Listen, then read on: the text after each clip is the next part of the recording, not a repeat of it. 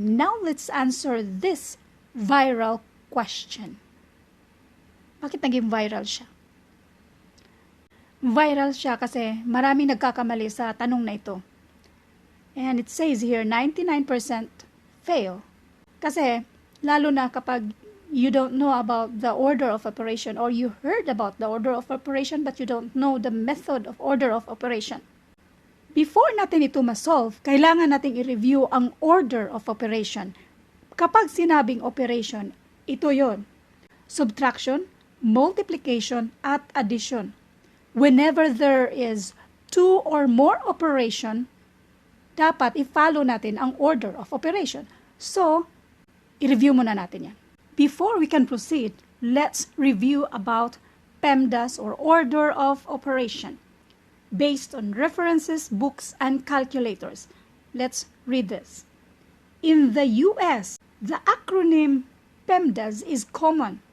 It stands for parentheses, exponents, powers or square root, multiplication or division left to right, whichever comes first, addition or subtraction left to right, whichever comes first.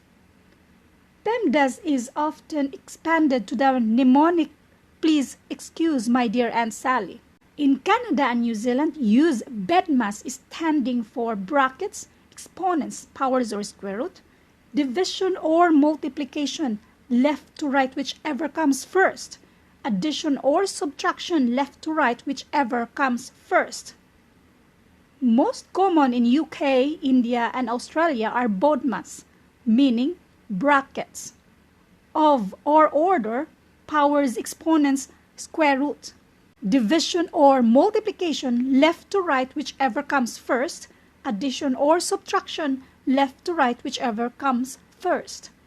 In Nigeria and some other West African countries also use BODMAS. Similar in the UK, BIDMAS is used, standing for brackets, indices, division or multiplication, addition or subtraction. Our conclusion put them in one name called order of operation. Number 1, all brackets, parentheses, groupings. We should solve them first. Number 2, all orders of exponents, powers, square roots, cubes, etc. We will do it next.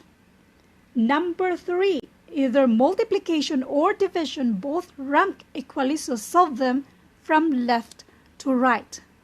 Number 4, either addition or subtraction both rank equally, so solve them from left to right. Now let's review order of operations. Here, parentheses first, exponents, then multiplication or division, whichever comes first from left to right, addition or subtraction. Finally, follow any addition or subtraction and subtraction instructions from left to right. Next, the same method. Step 1, first perform operations that are within grouping symbols such as parentheses, brackets, braces, and as indicated by fraction bars. Parentheses within parentheses are called nested parentheses. Step 2, evaluate powers or exponents or roots. Step 3, perform multiplication or division operations in order by reading the problem from left to right. Step 4, perform addition or subtraction operations in order by reading the problem from left to right. Diretso tayo sa grade 4 textbook. But before that, let me read this one.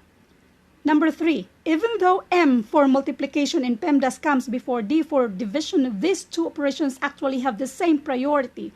Complete only those two operations in the order they occur from left to right.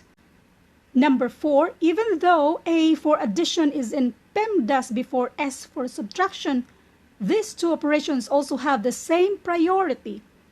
You look for these last two operations from left to right and complete them in that order. So let's go to, this is grade 5 textbook. A series of operations may also involve grouping symbols and exponents. In solving series of operations, the following rules can be used. Rule number 1, Simplify the operations inside the grouping symbols first. Grouping symbols are always done from the innermost set outward. Rule number 2. Evaluate exponential expressions. Rule number 3. Multiply and divide in the order they appear from left to right. Rule number 4. Add and subtract in the order they appear from left to right. Now grade 6 K-12, grade 6 math. The following is the order of operations. Number 1, compute the expressions in parentheses first. Number 2, evaluate exponentials next. Number 3, multiply or divide from left to right. Number 4, add or subtract from left to right. This is from grade 6 textbook K-12. Now this is grade 4. So let's focus on the addition and subtraction. Now let's answer this. Number 2, which of the answers is correct? 84 minus. So this is subtraction, then addition, and then subtraction. Is it letter A, from left to right? Is it letter B, addition first, then subtraction? Is it letter C, from right to left? The answer here. To make sure we will all arrive at the same answer, the order of operations was agreed upon. Since there is only addition and subtraction in the number sentence, we work from left to right. Thus, the correct answer is letter A, from left to right. Ngayon, ito yung problema natin. Paano natin ito sagutan ng tama? The operations here are subtraction, multiplication, and addition. Sa order of operation, walang parentheses, so ignore natin yan. Walang exponent, so ignore natin yan. Multiplication or division, meron tayong multiplication. So we will do multiplication first.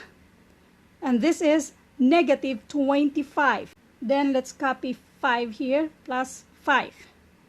Next, addition or subtraction, whichever comes first, from left to right. Ang nauna ay subtraction. So, unahin natin ang subtraction. Again, addition or subtraction rank equally. So, let's solve them from left to right. 5 minus 25, and that is negative 20. Why negative? Kasi mas malaki si 25 kaysa 5. 5 minus 25. Kapag hindi nyo siya makuha, ganito lang. 5 plus negative 25. Unlike sign, so magdidak ka, and that is negative 20. Copy the sign with the higher value. Plus 5. So negative 20 plus 5. Unlike sign, so mag-minus tayo, and that is 15. And then copy the sign sa may bigger value, which is negative. So the answer here is negative 15. Again, 5 minus 5 times 5 plus 5, according sa order of operation, step number 3 and 4. First, unahin natin si step number 3, which is multiplication. So 5 times 5, and that is 25. So now 5 minus 25 plus 5. How to solve this one? Remember, step number 4, addition or subtraction, whichever comes first, from left to right. So, ang nauna ay subtraction. So, unahin natin yan. 5 minus 25, and that is negative 20, plus 5. So, negative 20 plus 5, and that is negative 15. So, the answer here is negative 15. Negative 15. Now, let's double check our answer. 5 minus 5 times 5 plus 5. According sa calculator natin, ang answer dito ay negative 15. Now, let's use another calculator. 5 minus 5 times 5 plus 5. And the answer here is negative 15. Therefore, negative 15 is the correct answer.